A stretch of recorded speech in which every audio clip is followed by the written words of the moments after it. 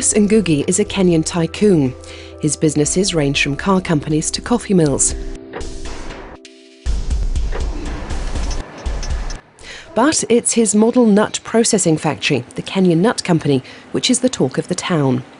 It all started in the 60s when coffee prices fell in the world market. Kenya was a major producer, so to supplement coffee earnings, the government decided to encourage farmers to plant the most expensive nut in the world, macadamia. We started the industry from scratch. We researched, and when we found the right seedlings, we produced them and we gave them to the farmer free of charge. In 1972, Ngugi decided to plant macadamia together with coffee in his plantations. Today he has 1,150 hectares of the precious nut and 600 hectares of coffee. But it didn't happen overnight. The first hurdle came soon after the initial crop of macadamia matured. There was no market for it. We found that there was no buyers. The government was not able to buy, and we were not able to sell our macadamia in the world market.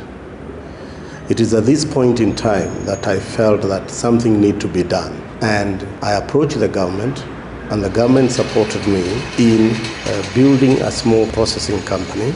In 1974, Ngugi built his small processing company with the help of the government and some Japanese investors. The small company grew in no time as he added value by cultivating organic macadamia, processing, including other nuts like cashews, packaging, and exporting under a brand name out of Africa. The Kenya Nut Company now produces 1,000 metric tons of macadamia, employs 2,500 people, and has a turnover of 1.5 billion Kenya shillings. The factory has become a reference, and even South African competitors come for advice. The factory is incredibly neat and tidy and well organised. We're going to see if we can get into the same sort of line. Our processing is different. We've got different crackers that crack the nuts.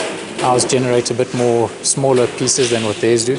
But there's a lot of potential to operate the way they are. Today, Kenya is the 5th producer of macadamia in the world and the Kenya Nut Company amongst the top 3 growers. But what makes Pius Ngugi proud is that his company has generated a regular income for 10,000 small-scale farmers who sell their nuts to the factory. However, for Ngugi, there is still a last obstacle to overcome: the trade and tariff barriers to world markets. If he gets better market access, he says he can increase his export capacity. The solution is for the developed country to open their markets to African countries or to the developing countries, and let's compete on merit, and let there be a level playing field. And instead of giving us aid, let's do business together.